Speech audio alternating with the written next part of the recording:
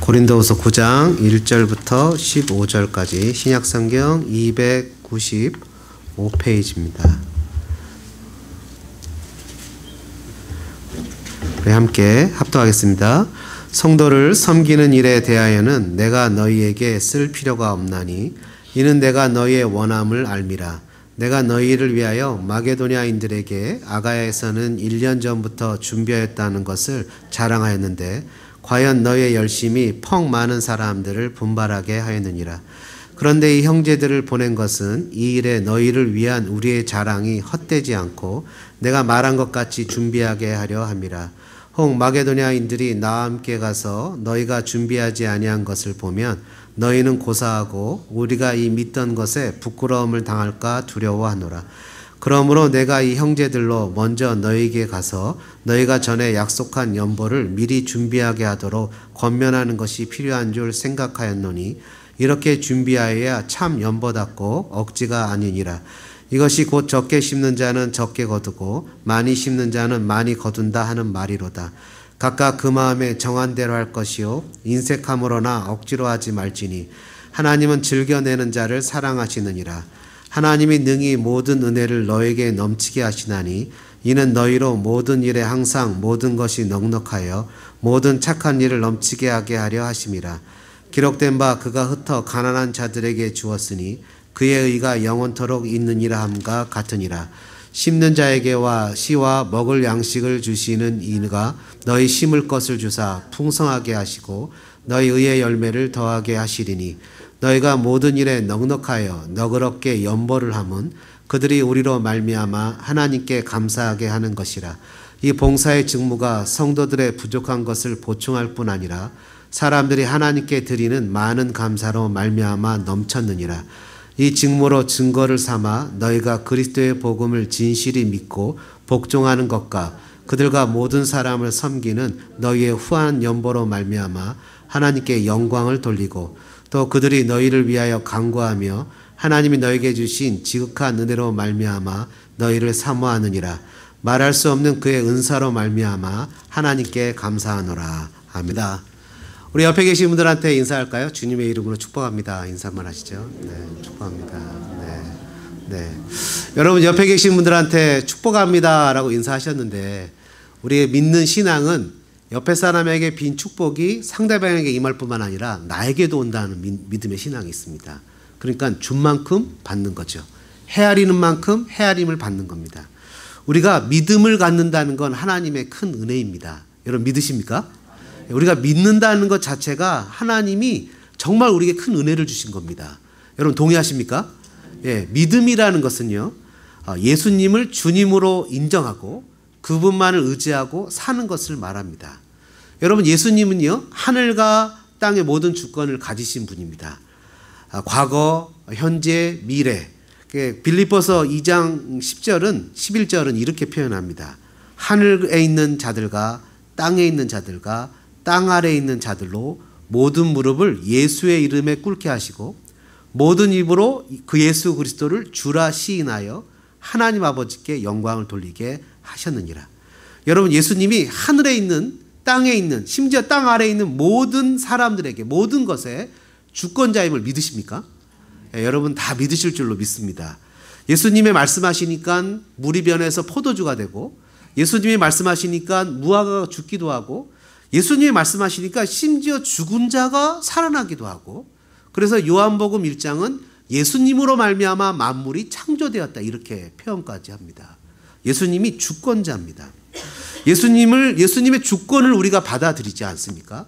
여러분 예수님의 주권을 받아들이는 것을 믿음이라고 표현하는데 우리 자신의 경험을 한번 생각해 보십시오. 내가 예수님의 주권을 받아들이고 믿을 때 예수님이 나를 코너로 몰아서 협박했습니까? 나의 멱살을 잡거나 나를 윽박지르거나 나를 못살게 굴어서 예수님을 어쩔 수 없이 받아들이도록 나를 만들었습니까? 아니면 나도 모르게 어느덧 예수님의 사랑이 나를 감동하고 감복시켜서 나도 모르게 주님을 인정하고 주님을 받아들였습니까? 여러분 우리가 좀 힘들고 어려운 것이 바로 이런 성향입니다. 세상은 힘으로 또는 폭력으로 또는 때로는 우리의 생명줄을 잡고 우리를 윽박지르고 조종하려고 해서 우리를 이끌어가지만 우리가 믿는 신앙은 사랑으로, 감동으로 우리를 이끌어간다는 겁니다. 성경 누가복음 15장입니까? 탕자의 비유가 나올 때 아버지에게 아버지가 죽으면 받을 그 재산을 미리 달라고 하는 정말 배은망덕한 아들이 나오지 않습니까?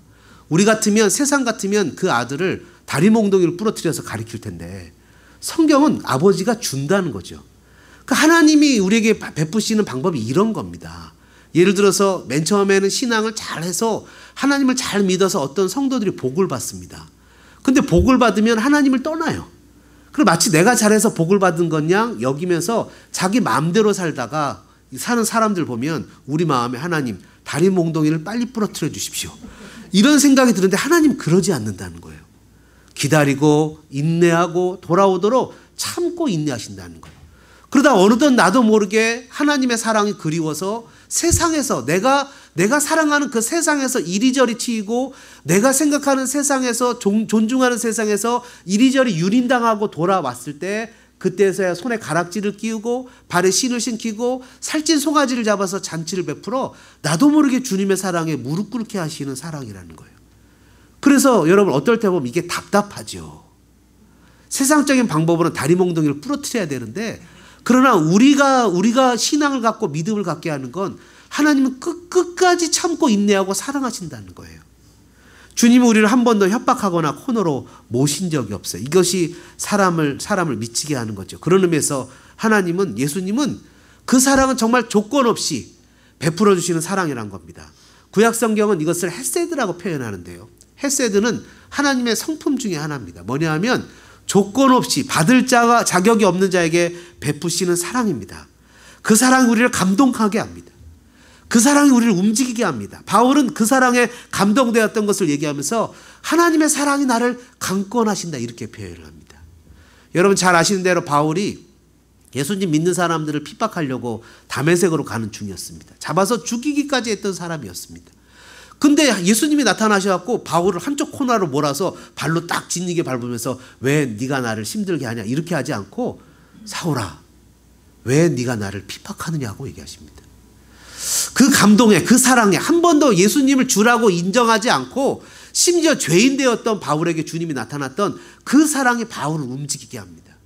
때로는 40에 한한 감한 매를 맞게 하고 풍랑을 맞게 하고 사람들에게 핍박을 받고 오해를 받고 네가 사도냐라는 손깍지를 받으면서도 그 사랑에 감동해서 바울을 일어나게 합니다. 그 사랑에 감동해서 예배하게 하고 복음을 전하게 하고 찬양하게 하고 그 사랑에 감동해서 자신의 전부를 들여서 하나님 앞에 믿음으로 살면서 평생 주님 앞에 헌신하며 나갑니다. 그 사랑이 나를 감동하는 거죠.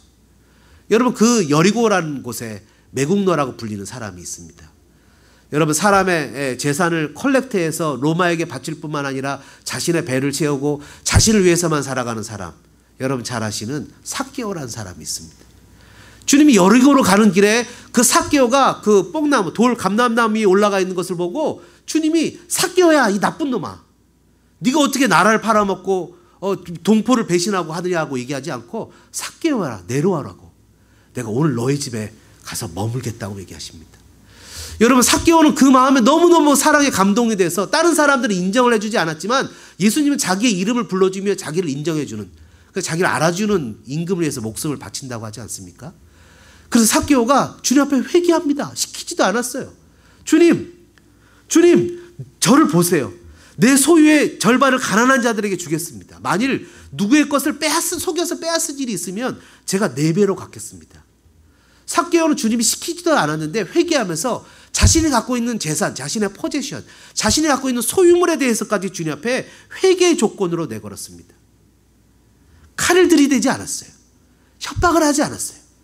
주님을 만난 사람들의 공통적인 특징은 주님을 만나면 감동이 돼서 자신의 것을 아낌없이 주님의 것이라고 인정하고 내놓는 역사가 나타났어요. 존 웨슬리는 이런 사건을 두고 이렇게 표현합니다. 나는 주머니가 회개하지 않는 사람의 회개를 믿을 수가 없다. 칼빈도 또 이렇게 얘기했습니다. 우리의 문제는 교회에서 돈에 대해서 너무 많이 이야기하는 것이 아니라 돈에 대해서 바르게 이야기하지 않는 것에 있다. 여러분 오늘 저는 조금 민감한 얘기를 하려고 합니다. 그래서 이 본문의 내용을 놓고 과연 우리가 어떻게 이 물질관을 갖는 것이 바른 것인가라고 고민하면서 저와 여러분이 하나님 앞에 이야기를 나누는 시간을 갖기를 원합니다. 하나님께서 사랑하시는 자, 첫 번째는 자발적인 준비를 하는 사람입니다. 2절에 보니까 이런 내용이 있습니다. 이는 내가 너희의 원함을 알미라. 내가 너희를 위하여 마게도냐인들에게 아가야에서는 1년 전부터 준비하였다는 것을 자랑하였는데 과연 너희의 열심이 퍽 많은 사람들을 분발하게 하였느니라. 너희의 원함을 안다는 거야. 자발적으로 이 이스라엘 그 예루살렘 교회가 너무 힘들고 어려우니까 고린도 교회에 있는 사람들이 우리가 도와줘야죠. 당연히 우리가 자발적으로 도와줄게요 라고 얘기하면서 1년 전부터 작정 헌금을 하고 1년 전부터 자발적으로 계획적으로 이것을 준비했다는 겁니다. 흉년으로 교회가 어렵고 힘이 들자 고린도 교회는 자기가 의무나 만족이나 자기 만족이나 체면이 아니라 사랑의 충동으로 돕겠다고 나섰다는 거예요. 도와줘야죠. 그렇게 어려우면 도와줘야죠. 어려움을 당하고 있는 사람을 보고 침묵하거나 가만히 있을 수 없는 일종의 열망의 일깨움을 받았기 때문에 주는 겁니다. 강제나 강요나 억지가 아닌 자발적인 사랑에 의해서인 겁니다. 심지어 이것은 요청을 받고 내놓는 것이 아닙니다. 도와줘야 되지 않겠습니까? 라고 얘기한 것이 아니라 어렵다는 소문을 듣고 소식을 듣고 스스로 그것에 대해서 마음에 감동이 되어서 도와주겠다고 얘기를 하는 것입니다. 왜 하나님이 이런 사람을 사랑할까요? 그거는 하나님이 그러시기 때문입니다. 여러분 창세기 가보면 아담의 사건이 나오는데요. 이 사건은 여러분이 너무나 잘 아시는 사건입니다. 하나님이 아담과 하와를 창조하시고 에덴 동산을 다스리게 하셨는데 이들이 범죄하지 않습니까? 범죄한 아담과 하와에게 주님이 찾아오십니다. 찾아오셨을 때 동산을 거니는 소리가 들리자 이 사람들이 숨었습니다. 그때 하나님이 아담과 하와에게 물어봅니다. 아담아, 네가 어디 있느냐? 여러분 하나님이 아담이 어디 있는지 몰라서 물어봤겠습니까? 내가 어디 있느냐? 아담아 내가 어디 있느냐? 원래 너는 죄로 숨을 사람이 아닌데 원래 너는 하나님의 창조회에서 나랑 동행하며 거닐며 나와 이야기하며 묵상하며 말씀을 나누며 거룩하며 믿음으로 하나님 나라를 대리 통치할 사람인데 네가 죄악으로 그렇게 숨어버렸는데 네가 원래 너의 존재의 모습은 어디 있느냐라고 아담의 존재론적인 질문을 하신 거죠. 네가 어디 있느냐? 자신의 죄로 취해진 존재에 대한 질문을 하시는 겁니다. 거기 있으면 안 되는데 네가 원래 그렇게 탐욕에 찌들었던 사람이 아닌데 원래 네가 자기만 알고 자기만 먹고 자기만을 위해서 살았던 존재가 아닌데 원래 하나님이 만드신 너는 다스리고 정복하고 보호하고 돌보고 아끼고 사랑하는 그런 이웃을 향해 넓은 마음을 가진 원래 그런 사람인데 어쩌다가 네가 그런 죄악 속에서 자기만 알고 자기만 살고자 그냥 다고 하는 그런 존재가 됐는지 아담아 흑아 너의 본래의 존재의 모습에 창조의 원형인 네가 어디 있냐고 물어보시는 모습과 똑같은 질문이 아니겠습니까? 하나님은 원래 알고 질문하고 네가 어디 있냐는 거예요. 아담을 찾으신 그 주님은 아담의 범죄와 타락으로 말미암아 그를 벌하셨을 뿐만 아니라 그에게 네가 땀 흘리고 수고해야 겨우 먹고 산다. 그리고 여자 너는 아기를 할 때 고통을 갖는다고 얘기하실 뿐만 아니라 너의 후손을 통해서 구원을 받을 것이라는 약속을 주셨죠. 하나님 먼저 범죄한 아담에게 찾아가셔서 세컨 찬스 다시 한번 기회를 주셨다는 거예요. 하나님이 연약하고 부족한 그들에게 찾아가셨다는 거죠. 여러분 마치 범죄한 다윗에게 선지자가 와서 당신이 바로 그렇게 범죄한 사람이라고 회개의 기회를 주었던 것처럼 예수님은 우리에게 뭐라고 표현하셨습니까? 나는 건강한 자를 찾아온 것이 아니라 아프고 병든 자, 죄인을 구원하러 왔다고 얘기하셨습니다. 먼저 찾아가셨어요. 요청할 줄도 몰라요. 악소리조차 내지 못하는 상황과 형편에 있어요. 내가 무엇이 부족하고 무엇이 아프고 무엇을 고쳐야 되는지조차 모르는데 하나님이 나에게 찾아오셨다는 거예요. 자발적이죠. 먼저 준비해서 소외된 이웃을 찾아가셨죠. 주님은 오늘 우리에게도 그렇게 하라고 얘기하신다는 거예요. 내 옆에 있는 사람, 내 주변에 있는 사람, 아픈 사람, 소외된 사람 먼저 그런 사람을 찾아가고 그 사람을 아끼고 돌볼 때 주님은 그런 사람을 사랑하신다는 거예요. 삭개오 같은 사람이죠. 주님의 사랑을 깨닫고 스스로 자원하여 드리는 사람입니다. 여러분 초대교회 성도들이 은혜 받았을 때 어떻게 됐습니까? 여러분 사도행전의 성경을 보면 은혜 받았을 때 놀랍지 않습니까?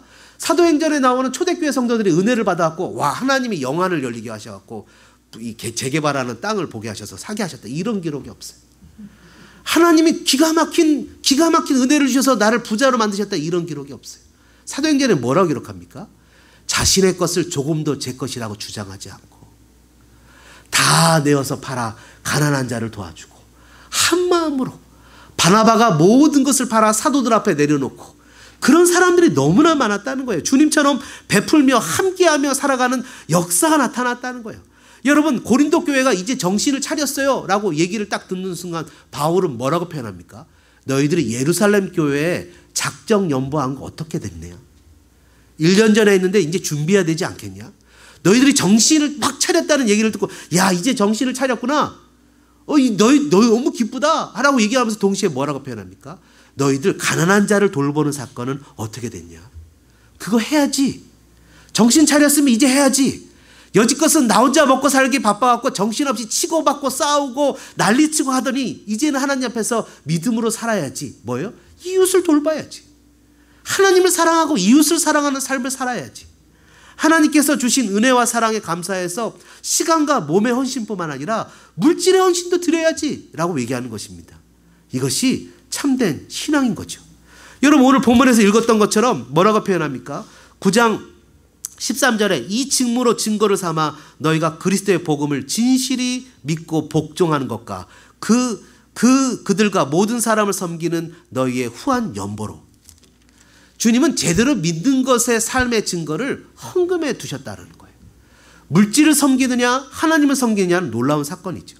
하나님께서 사랑하시는 자 두 번째는요, 즐겨내는 자입니다. 7절에 보니까 이렇게 기록합니다. 각각 그 마음에 정한 대로 할 것이요 인색함으로나 억지로 하지 말지니 하나님은 즐겨내는 자를 사랑하시느니라. 여러분, 즐겨낸다는 말에 좀 부담을 느끼지 않습니까?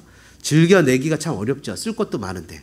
근데 즐겨낸다는 영어 성경에 보면 cheerful giver, 막 신이 나서, 막 그 cheerful 응원하는 거잖아요. 그죠? 막 신이 나서 막 더 드리고 싶어서 어쩔 줄 몰라서 요거 빼고 저거 빼고 저거. 옛날에 어렸을 때 우리 아이들하고 땅 따먹기 할 때 이렇게 땅 따먹기 할 때 막 이렇게 모래성 쌓고 그 위에 모래 막대기 꽂고 무너뜨리지 않게 해서 조금 한 게 아니라 그냥 아낌없이. 그냥 여러분 부모님들 중에 혹시 그런 분들 안 계시겠죠? 자녀들에게 뭔가 해줄 때는 부모님들은 아깝지가 않아요. 그죠? 뭔가 있으면 막 더 해주고 싶어요. 막 더 해주고 싶고 막 이렇게 뭔가 더 베풀고 싶은 마음이 부모님의 마음인 거예요. cheerful giver. 막 즐거운 거예요. 그러니까 하나님 앞에 드리는 것도 헌금하는 것도 막 기쁜 거예요. 이 기쁜 것은 뭐냐 하면 어떻게 이렇게 기뻐할 수 있냐면 하나님 나라의 신비를 아는 거죠. 하나님 나라의 신비를 알면 이게 기쁘고 즐거운 거예요. 요즘에 제가 이제 아르바이트를 하려고 뭘 했냐면 지지난주 토요일 날 우리 집사님 한 분 중에 스쿠터 타고 다니는 거 있잖아요. 킥보드.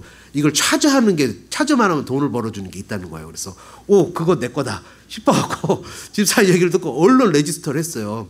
레지스터를 했더니 뭐 복잡해요. 뭘 넣어라 마라 뭐 이래갖고 또 제가 그런 거 서류 잘하잖아요. 인터넷으로 하는 거 다 했어요. 그러더니 뭐 카톡도 오고 그 인터뷰까지 했어요. 그 통과를 했어요. 그래갖고 밤에 이렇게 버드라고 이렇게 타고 다니는 거 주워다가 전기 꽂아갖고 차저하면 6불도 주고 하나에 15불도 주고 심지어 20불도 주는 게 있어요. 야, 이게 하루에 60불만, 3개에서 60불만 하면 한 달이면 1,800불. 이 거저다. 그래갖고 어저께 차저가 왔어요. 처음으로. 그래갖고 일주일 만에. 야, 차저를 가지고 내가 밖에 나가서 차저를 한번 해야 되겠다 하고 와이프 만류에도 불구하고 밤에 잠깐 나갔어요. 저 같은 사람이 엄청 많아요. 저 같은 사람이 트럭 몰고 와갖고서 타고 들어가고 있어요. 세상에 그래 와이프한테 돈 버는 게 쉬운 게 없다. 여러분 일주일 동안 돈 버시느라고 수고했습니다. 쉽지 않죠. 그리고 20불 주는 건 가도 찾을 수가 없어요. 이미 다 훔쳐갔어요. 찾을 수가 없어요. 그러니까 뭔지 물어보지 마세요. 나중에 알겠는데. 설명해도 알아듣는 사람은 알아듣고 못 알아듣는 사람은 못 알아듣는 거예요. 그러면 어떻게 하냐면 그냥 가는 거예요. 억지로 막 알아들으려고 하지 마세요. 인생은 그냥 그렇게 가는 거예요. 다 이해할 수 없어요. 어떻게 다 이해할 수 있어요. 그죠? 그냥 흘러가는 대로 가는 거예요. 내가 이해하면 이해하는 거고 이해를 못하면 못하는 거예요. 하나님은 하나님 나라의 신비가 있어요. 하나님 나라의 신비는 뭐냐 하면 막 이 차저처럼 수많은 사람들이 그 하나 스쿠터를 가져가려고 싸우는 것이 아니라 그것은 풍성해요. 뭐냐 하면 여러분 누가복음 6장 38절 말씀처럼 주라. 그리하면 너에게 줄 것이니. 한번 따라해 볼까요? 곧 후이되어 누르고 흔들어 넘치도록 하여 너희에게 안겨주리라. 이것도 따라해야 돼요. 안겨주리라. 그냥 안겨줘 버리는 거예요. 그게 하나님 나라의 신비라는 거죠. 이것을 깨달은 사람들은 즐거움을 하는 거예요. 여러분, 이것을 깨달은 사람들은 쓰는 것이 행복한 거예요. 막 섬기고 나눠주고 헌금하고 11조하고 이런 것이 막 즐거운 거예요. 그것이 하나님 나라의 신비를, 아버지를 아는 사람들이죠. 아버지를 아는 사람들이, 옛날에 조선시대에 중국이나 이런 데 조공을 바치러 가면 그것을 아는 왕들은 조공을 바치러 많이 가는 거예요. 왜요? 조공을 50 바치면 이게 그래도 형님 나라가 체면이 있잖아요. 50 바쳤는데 10 줄 수 없잖아요. 100을 줘야 되거든요. 경제가 어려우면 조공을 바치러 막 가는 거예요. 그러면 막 줄 수밖에 없으니까 이제 그만 좀 와라, 이렇게 얘기를 하는 거죠. 하나님 나라의 신비는 뭐죠? 먹고 입고 마시는 것에 신경을 쓰고 쏟고 빼앗겨서 사는 것이 아니라 하나님의 나라를 구하며 살아가는 거예요. 그분을 위해서 살아가는 거예요. 내 치면체례와 내 위신과 내 만족을 위해서 헌금하고 남을 돕고 11조하고 살아가는 것이 아니라 정말 하나님의 것이 기뻐서 즐겨 취합풀 기버가 되는 거예요. 어쩔 수 없이 주님 앞에 드리는 것이 아니라 정말 기쁜 마음으로 막 드리는 거예요. 그 헌금을 통해서 기쁜 마음으로 막 하나님 앞에 드리는 거예요. 즐겨낼 수 있는 사람은 아버지가 누군지 아는 사람이에요. 여러분, 다윗은 자기가 좋은 궁에 사는데 하나님의 언약궤는 텐트에 있는 것이 너무 죄송해서 하나님 죄송해요, 제가 하나님을 위해서 성전을 짓겠어요 라고 얘기하니까 하나님께서는 아니야, 오히려 내가 너를 위해서 너의 집안을 세워주겠다고 얘기하시잖아요. 여러분, 학개서 1장 우리에게 충격적인 말씀을 하고 있지 않습니까? 학개서 1장의 말씀에 보면 이런 말씀이 기록되어 있습니다. 내 성전은 황폐한 채로 있는데 너희는 호라운 주택에 살고 있느냐?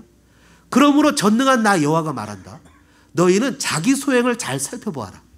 너희가 많이 심었으나 적게 거두었고 너희가 먹어도 배부르지 않고 마셔도 흡독하지 않으며 입어도 따뜻하지 않고 품삯을 받아도 구멍 뚫린 지갑에 넣는 격이 되었다. 늘 부족해요. 마치 짠 바닷물을 마시는 것처럼 뭔가 끊임없이 열심히 살아가는데 늘 전대 뚫린 구멍에 돈을 넣는 것 같이 사건 사고가 일어나고 늘 돈이 부족해요. 벌리지가 않아요. 이게 될 것 같아갖고 차지한다고 얼른 쫓아갔는데 나 같은 사람이 거기 트럭 몰고 와서 다 싣고 가고 있어요. 하나님 나라를 구하고 믿음으로 살려는 생각을 하지 않고 엑스트라, 야 이거 꽁돈인데? 했더니 나 같은 사람이 수도 없이 많아요. 전대 뚫린 구멍에 넣는 거와 똑같아요. 벌떡벌떡 사고가 나요. 차가 부딪혀요. 아이가 아파요. 들어가지 않을 돈이 생겨요. 여러분 그러면서 오늘 본문도 뭐라고 표현합니까? 6절에 적게 심는 자는 적게 거두고 많이 심는 자는 많이 거둔대요. 영적인 거죠. 하나님 나라를 헌신하고 하나님한테 예배하면서 나는 호화롭게 살면서 하나님 앞에 헌금하는 건 어쩔 수 없이 그냥 체면치레하더라고. 그냥 그렇게 살아가는 모습 속에서 하나님 뭐라고 표현하냐면 적게 심는데 적게 거둘 수밖에 없다는 거예요. 하나님 나라의 신비가 있다는 거예요. 여기에 하나님 나라의 은혜가 있다는 거예요. 그걸 믿어야 되는 거죠. 하나님의 주권을 믿고 예수님의 주권을 믿고 살아가는 통치를 믿으면서 물질을 심지 않는데 물질을 거두지 못하는 거예요. 여러분, 악순환의 반복이 아닙니까? 물질을 심지 못하니까 물질이 부족해요. 부족한데 쓸 게 없는데? 그러니까 하나님 앞에 드리지 못하니까 또 심지 못하니까 또 물질의 악순환의 반복이라는, 결단하고 믿음으로 주님 앞에 드리는 삶의 행위. 마치 이 밀가루 한 덩이밖에 없어서 먹고 죽이려고 할 때 선지자가 그것을 나를 위해서 해라, 음식을 해라 라고 결단하고 그것을 드리는, 이래도 없어도 똑같고 저래도 없어도 똑같은데, 이래 없으나 저래 없으나 하나님 앞에 드려야지 믿음으로 결단하고 나가는 삶의 모습 속에 하나님의 신비가 나타난다는 거예요. 여러분, 이게 정말 어렵습니다. 13절 끝부분에 뭐라고 써 있습니까? 후한 연보로 말미암아 하나님께 영광을 돌리고. 여러분, 저는 여러분 모두가 정말 부자 되기를 주님의 이름으로 축복합니다. 아멘이십니까? 네. 여러분 다 부자 되기를 축복합니다. 그러나 우리가 살아가는 삶의 환경 속에서는 부자가 될 수 있는 여건이 별로 없어요. 우리가 솔직히 우리끼리 얘기해서 이렇게 살아서 어떻게 부자가 되겠어요? 안 그렇습니까? 하루 먹고 살기도 바빠요. 그런데 이런 삶 속에서 하나님의 신비가 있어야 되는 거예요. 하나님의 기적이 이런 삶 속에서 있어야 되는 거예요. 여러분, 하나님의 기적을 가만히 보십시오. 하나님의 기적은 하늘에서 뚝 떨어진 기적이 한 번도 없어요. 오병이어의 기적을 보세요. 보리떡 5개와 물고기 2마리는 늘 먹던 도시락이에요. 늘 먹던 빵이에요. 일상생활 가운데 그것을 먹기 위해서 그냥 땀 흘리고 힘쓰고 어렵게 살아가면서 그냥 하루에 먹던 삶이에요. 그냥 늘 먹던 건데 그게 주님 손에 갔을 때 기적이 나타나는 거예요.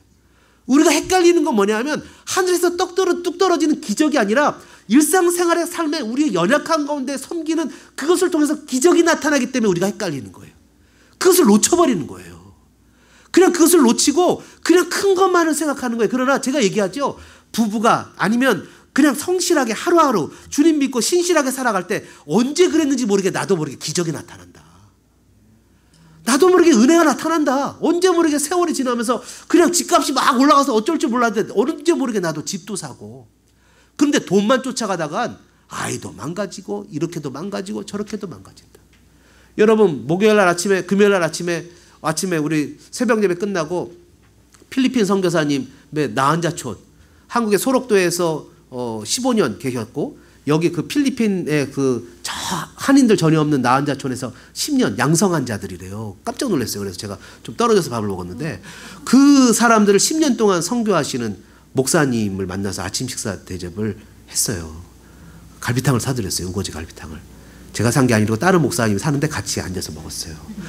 그랬는데 이 목사님이 여러분 소록도에서 교회를 섬기니까 자녀들이 얼마나 힘들었겠습니까? 육군 채플린이에요. 소령이에요. 근데 소록도에 가서 그냥 그 문둥병 환자들 섬기는 목사를 하는 거예요.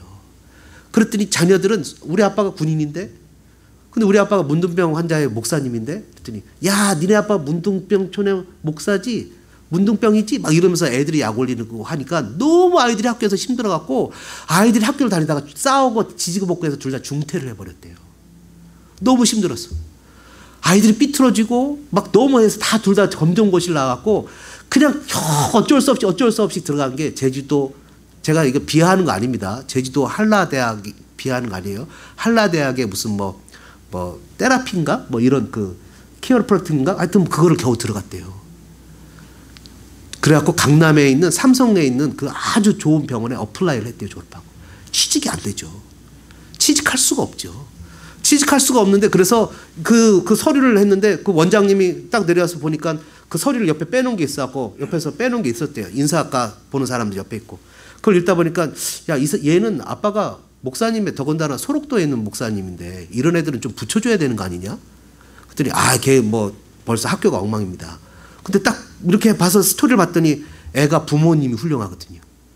그래갖고 그 엄청난 병원에 취직을 했대요. 그 목사님이 그런 간증을 하시는 거예요. 아침에 우거지 갈비탕을 먹으면서. 이걸 뭐죠? 우리는 하나님 나라의 신비라고 부릅니다.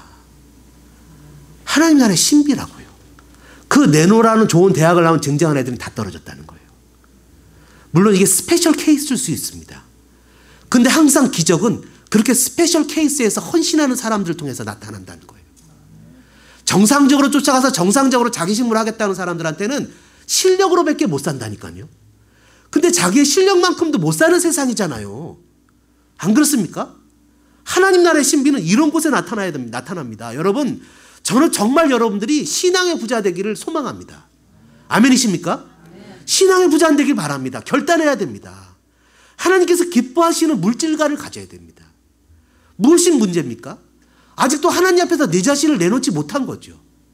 주님을 따르려면 자기 자신을 내놓고 주님을 따라가야 됩니다. 바울이 고린도 후서 8장에 뭐라고 표현하냐면 이렇게 우리가 해야 되는 것은 뭐냐면 부요하신 9절이죠. 8장 9절에 부요하신 예수님이 우리를 위해서 가난하게 되셨다는 거예요. 부요하신 예수님이 우리를 위해서 가난하게 되셨는데 여러분 생각을 해보세요. 부요해야 우리를 도와주죠. 그러나 가난하게 되심으로 우리에게 구원을 주신 하나님 나라의 신비의 방법을 우리도 따라가야 된다는 거예요. 나를 부정하고 내가 생각했던 버젯이나 파이낸싱이나 이런 것을 쓰는 방향이 아니라 하나님 나라의 방향으로 고를 바꾸고 목적을 바꾸고 삶의 모드를 바꾸고 하나님을 섬기는 삶의 모드로 교회 중심으로 키워야 된다는 거예요. 여러분 이 말씀은 또 뭐라고 표현합니까? 오늘 본문에 기록되어 있잖아요. 10절에 심는 자에게 씨와 먹을 양식을 주시. 씨도 줬다는 거예요. 주님 내가 베풀 게 없는데 아니요. 이미 주님이 줬다는 거예요. 씨를 줬다는 거예요. 죽어도 흉년이 들어도 절대로 먹지 말아야 될 게 있어요. 뭐죠? 종자 씨앗이에요. 종자 씨앗을 먹으면 여러분 종자씨앗은 뭐냐면 다음에 열매를 맺기 위해서 심는 거잖아요. 그리고 다음에 또 종자씨앗을 구별해서 심잖아요. 그걸 먹으면 끝이잖아요. 근데 그걸 먹어버린다니까요. 신앙의 신비를 깨닫지 못한 상태에서 먹어버려요. 그리고 배부르다고 행복하다고 얘기를 해요. 하나님이 주신 축복 가운데서 젖어서 그냥 내가 잘해서 산 양 살아요. 하나님이 두렵지 않습니까? 하나님이 만홀히 여기시는 분입니까? 하나님이 얼마나 진실된 분인지 깨닫지 못합니까? 하나님이 두렵지 않습니까? 여러분, 오늘 본문 9절에 뭐라고 6절에 뭐라고 썼습니까? 적게 심는 자는 적게 거두고 많이 심는 자는 많이 거둔다는 거예요. 여러분, 바울은 지금까지 너그러운 사람은 한 사람도 손해본 사람이 없다고 얘기를 해요. 구약 성경에 보면 신년제도라는 게 있습니다. 매 7년마다 7번 지난 50년째죠. 50년째 되면 종도 풀어주고 빚도 탕감해주고 이런 게 있어요. 요즘 같은 때에 저는 이런 신년제도가 좀 이루어집니다. 이 트럼프 대통령이 좀 사람이 앞뒤 안 가리는 사람인데 크레딧 카드를 신년제도로 해주면 좋겠어요.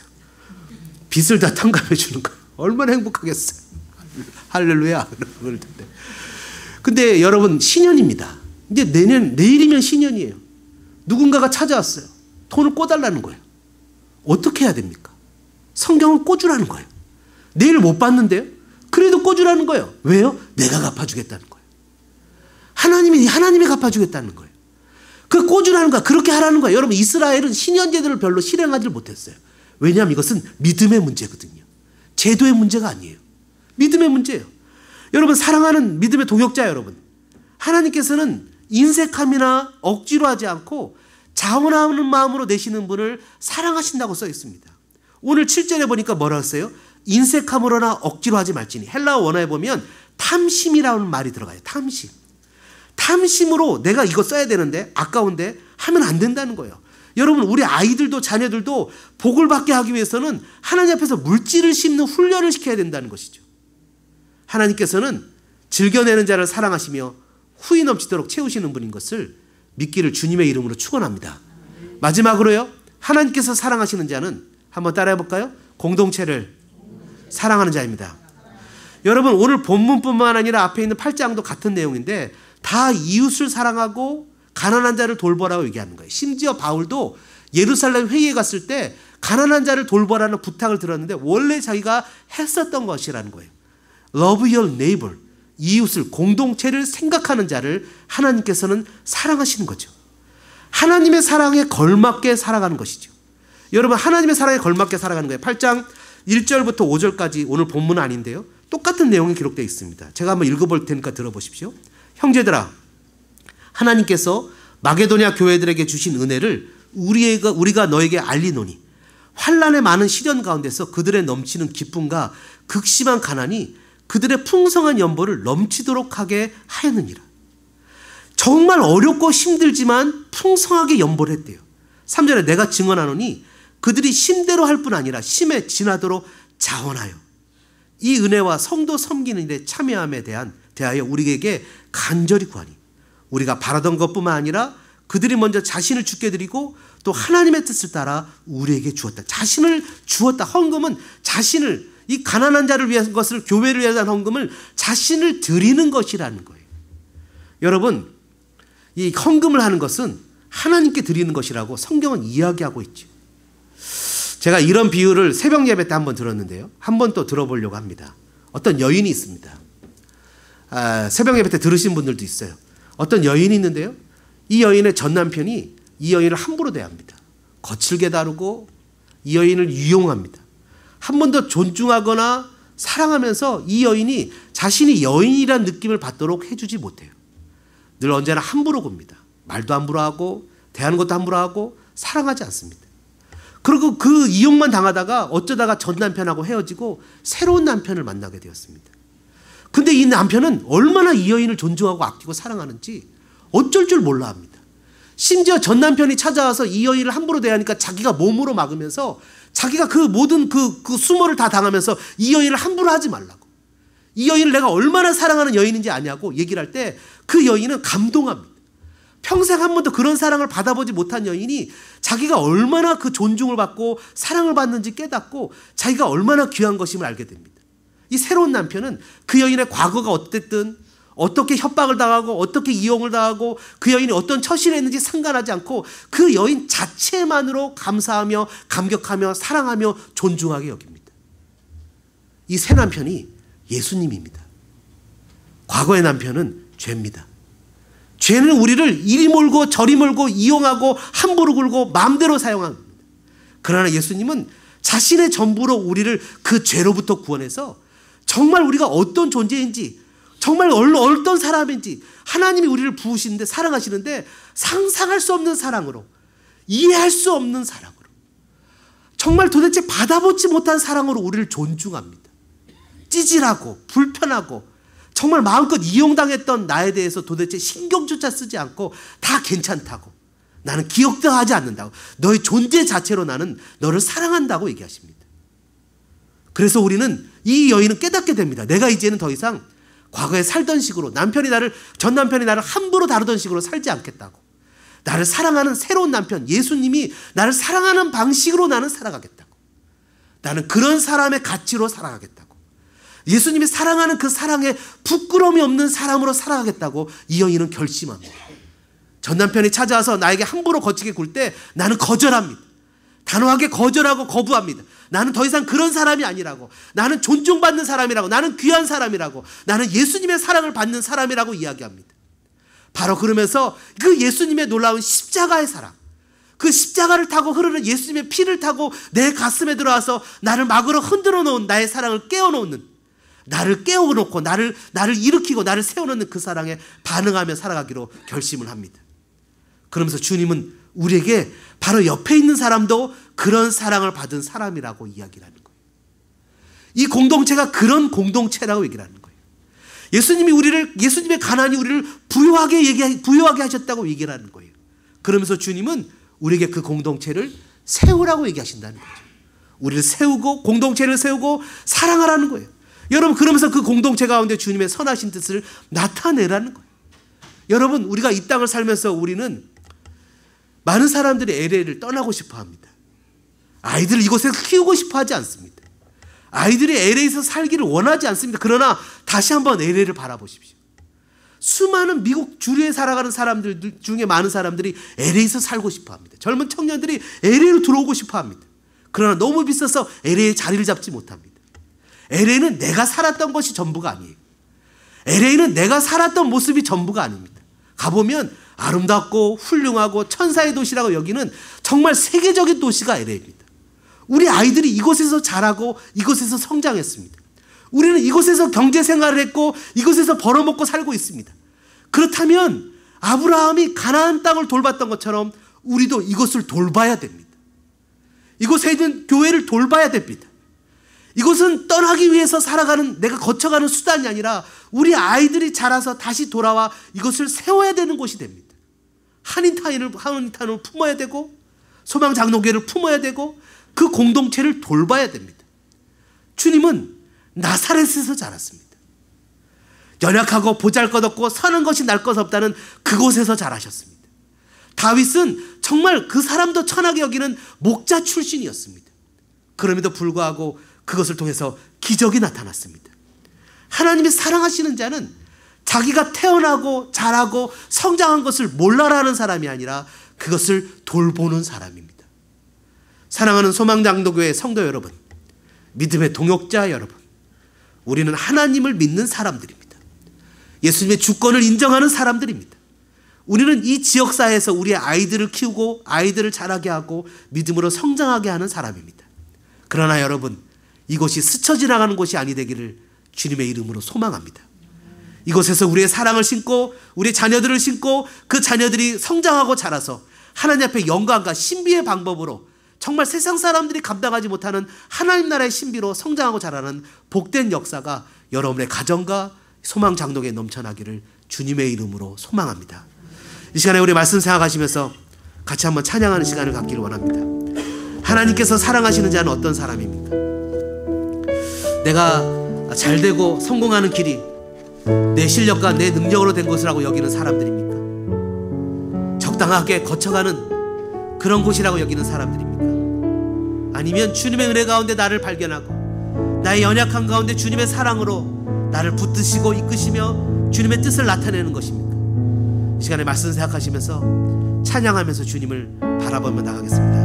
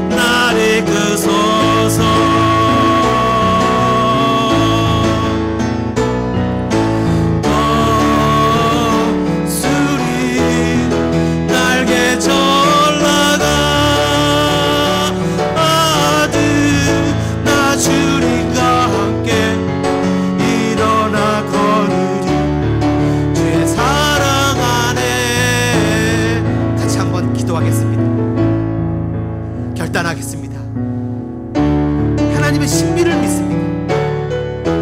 주님의 은혜를 믿습니다. 주님 이 시간에 결단합니다. 나의 연약한 가운데, 작은 아이의 도시락 같은 오병이어 가운데, 하나님 앞에 신실한 가운데, 정직한 가운데 믿음으로 연보하며 헌금하며 섬기며 주님 앞에 나를 드리며 나가고, 그 놀라운 사랑 받은 것, 그 놀라운 사랑 받은 내가 주님 앞에 반응하며 신앙으로 살겠노라. 오늘 말씀 생각하시면서 우리 2, 3분 정도 같이 소리내서 기도하겠습니다. 사랑의 하나님, 은혜와 사랑에 감사합니다. 하나님, 살아가는 삶의 모습이 참으로 쉽지 않습니다. 이민의 삶이 하나님 날마다 고단하고 힘듭니다. 하나님, 우리의 삶의 모습을 통해서 새로운 기적이 나타나고 이적이 나타나고 변화가 나타난다는 것이 결코 쉽지 않다는 것을 알고, 그러나 하나님 나라의 신비를 믿습니다. 주님의 나라의 기적을 믿습니다. 날마다 일상 속에서 주어지는 보리떡과 하나님 날마다 먹는 그 하나님 아버지 멸치 작은 생선을 통해서 5,000명 남자만 5,000명을 먹이시는 하나님의 기적, 나의 삶에 이루어지는 것을 믿습니다. 주님 차원하고 하나님 미리 준비하고 인색함 없이